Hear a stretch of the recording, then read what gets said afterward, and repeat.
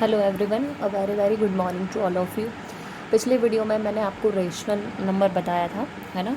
तो आपका जो फर्स्ट चैप्टर है वो क्या है, रेशनल नंबर्स। जैसे कि मैंने आपको पहले ही ऑलरेडी सारी चीज़ें बता दी थी। फिर मैंने आपको रेशनल नंबर के कुछ नंबर्स बताए थे और उसके बाद फिर मैंने आपको रेशनल नंबर की डेफिनेशंस और रेशनल नंबर से रिलेटेड सारी चीज़ें बताई थी कि रेशनल नंबर क्या होते हैं। आई वो आपने उनको देखा होगा, और अगर आपने उनको नहीं देखा हो तो सबसे पहले आप उनको अच्छे से देख लेना, ठीक है। अब अगर हम बात करें कुछ इम्पॉर्टेंट रिजल्ट्स की बात करते हैं, अगर हम कुछ इम्पॉर्टेंट पॉइंट्स की बात करेंगे तो हम सिर्फ वही देख रहे हैं अभी। उनको आप अच्छे से देख लो क्या है और क्या नहीं, ठीक है। अब जैसे अगर हम एक एग्ज़ाम्पल की बात करें तो एग्ज़ाम्पल के थ्रू हम कुछ चीज़ें कर रहे हैं जो कि आपको आगे आने वाली जो एक्सरसाइज है उसमें काम आएगी। तो पहले मैं आपको एग्ज़ाम्पल एक्सप्लेन कर रही हूँ, उसके बाद हम एक्सरसाइज स्टार्ट करेंगे। तो उसके बाद जैसे जैसे आपका टॉपिक आता जाएगा वैसे वैसे मैं आपको उस टॉपिक का बेसिक बताती जाऊँगी, क्योंकि इसके अंदर अभी और भी चीज़ें हैं जो बेसिक चीज़ें आपको समझनी है। तो वो बेसिक चीज़ें मैं आपको तब समझाऊँगी जब वो टॉपिक आएगा। अभी 1.1 के अंदर हमको, जैसे कि अभी आगे हम पढ़ने वाले हैं प्रॉपर्टीज़ जो कि आपने ऑलरेडी 7th क्लास में पढ़ी होगी इंटीजर्स के लिए। अब हमको इस चैप्टर में रेशनल नंबर के लिए प्रॉपर्टीज़ को पढ़ना है। तो क्योंकि अभी 1.1 के अंदर प्रॉपर्टीज़ का काम नहीं है, इसलिए अभी हम प्रॉपर्टीज़ नहीं पढ़ रहे हैं। अभी हम जो हमारे 1.1 में काम आने वाले हैं रेशनल नंबर से रिलेटेड कुछ सम्स देख रहे हैं फॉर एग्ज़ाम्पल।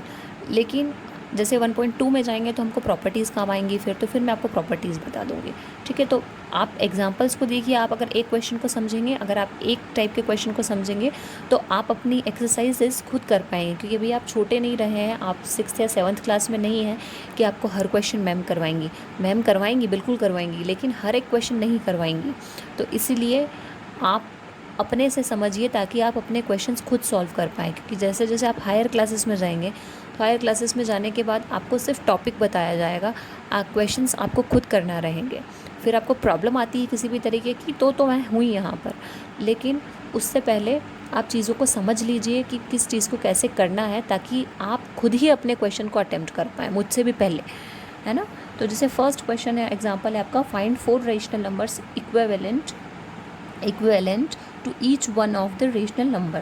जैसे आपको यहाँ पे कुछ रेशनल नंबर्स दे रखे हैं, आपको पता ही है रेशनल नंबर मैंने आपको बता ही रखा था, अपॉन वाला फॉर्म यानी P/Q फॉर्म। इसके इक्विवेलेंट आपको रेशनल नंबर फाइंड आउट करना है। तो वैसे तो इक्विवेलेंट का मतलब सीधा मैं बच्चों को से सिंपल सी ये चीज़ बताती हूँ कि आपको कोई भी ऐसे नंबर का मल्टीप्लाई करना है।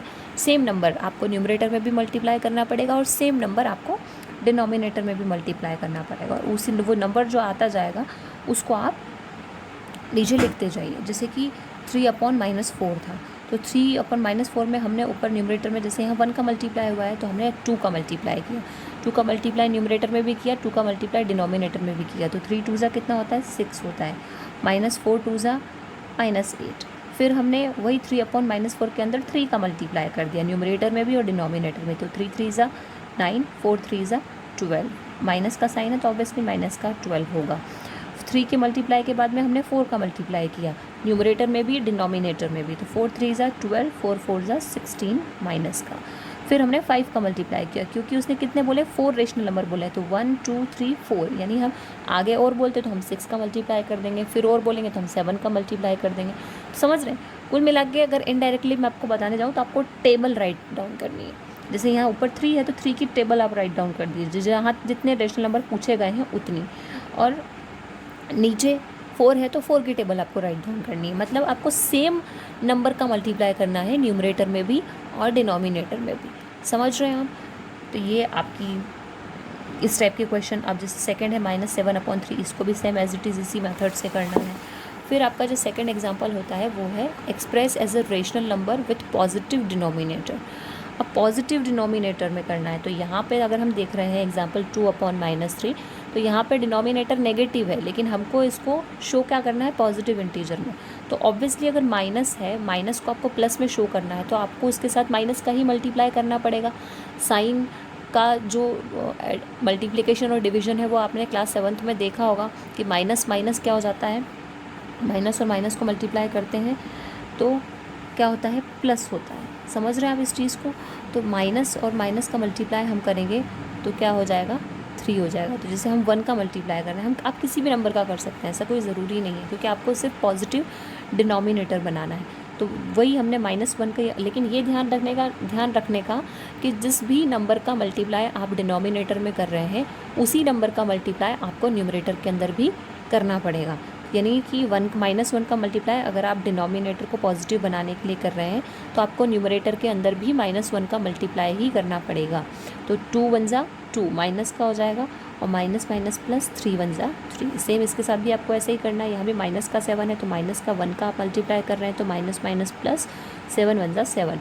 और नीचे अगर -1 का मल्टीप्लाई किया है, तो ऊपर न्यूमरेटर में भी आपको -1 का मल्टीप्लाई ही करना पड़ेगा, यानी 6 1 जा 6, और माइनस माइनस प्लस। बस ये चीज़ें हैं। अब इसमें भी सेम है, आपको जैसे अभी हमने इसमें देखा था पॉजिटिव डिनोमिनेटर बनाना है, थर्ड वाले में पॉजिटिव न्यूमरेटर बनाने के लिए बोला है। तो आप न्यूमरेटर के हिसाब से करेंगे, जो भी न्यूमरेटर आप मल्टीप्लाई करेंगे वही आपको डिनोमिनेटर में भी करना है। बस आपका न्यूमरेटर पॉजिटिव होना चाहिए, यानी प्लस वाली वैल्यू होना चाहिए। तो जो आपने यहाँ किया है वही यहाँ करना है, लेकिन यहाँ पे हमने डिनोमिनेटर को ध्यान में रखते हुए किया है, यहाँ पे आपको न्यूमरेटर को ध्यान में रखते हुए करना पड़ेगा। ठीक है। अब आपका क्वेश्चन है, express 2/7 as a rational number whose numerator is 4 और सेकंड है -6। By what number should we multiply to get 4। अब जैसे न्यूमरेटर है यहाँ पे 2, तो हम ऐसा कौन से नंबर का मल्टीप्लाई करें कि न्यूमरेटर क्या आ जाए, 4 आ जाए। तो हमको पता है कि 2 के अंदर अगर हम 2 का मल्टीप्लाई करेंगे तो न्यूमरेटर 4 आ जाएगा। तो यही हमने किया, 2/7 है, 2 के अंदर 2 का मल्टीप्लाई किया। तो ये तो एक्चुअल चीज़ें हैं जो आपको देखने से ही पता चल रही हैं कि 2 है, हमको बनाना है न्यूमरेटर को 4। अभी न्यूमरेटर है 2, हमको न्यूमरेटर को बनाना है 4, तो 2 के अंदर 2 का मल्टीप्लाई ही करेंगे तो 4 आएगा। तो इसीलिए 2, और ऑब्वियसली ये आपको पता है कि रेशनल नंबर में अगर आप न्यूमरेटर में किसी नंबर का मल्टीप्लाई कर रहे हैं, तो आपको डिनोमिनेटर में भी सेम नंबर का मल्टीप्लाई करना पड़ेगा। तो 2 2 जा 4 और 7 2 जा 14। सेम आपको सेकेंड वाले के साथ करना है। सेम आपको यहाँ पर जैसे अभी हमने क्वेश्चन नंबर 4 देखा था कि न्यूमरेटर को हमको बनाना था, तो यहाँ पर आपको -5/6 दे रखा, और यहाँ पे आपको डिनोमिनेटर को बनाना है 18। 6 को अगर 18 बनाना है तो क्या मल्टीप्लाई करना पड़ेगा, ऑब्वियसली 3 का करना पड़ेगा। तो दोनों में ही करना पड़ेगा, वो तो आपको मल्टीप्लाई करके आंसर लिख देना। सेम चीज़ इसके साथ रहेगी, और सेम चीज़ यहाँ पर भी रहेगी। डिनोमिनेटर को क्या है, express 36/-45 as a rational number with denominator 5। आपको 45 को डिनोमिनेटर 5 बनाना है। तो ऑब्वियसली अगर 45 को 5 बनाना है तो आप मल्टीप्लाई नहीं कर सकते, कम हो रहा है, मतलब यहाँ पर आपको क्या करना पड़ेगा, डिवाइड करना पड़ेगा।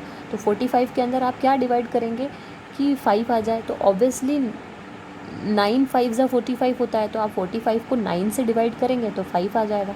आप देखिए 45 को 9 से डिवाइड किया है, -9 से, क्योंकि ये प्लस का डिनोमिनेटर है। तो -9 से डिवाइड करेंगे तो 9 5 जा 45 होता है, इसलिए 5 आ गया आपका डिनोमिनेटर। माइनस माइनस प्लस होता है, इसलिए प्लस आ गया आपका डिनोमिनेटर।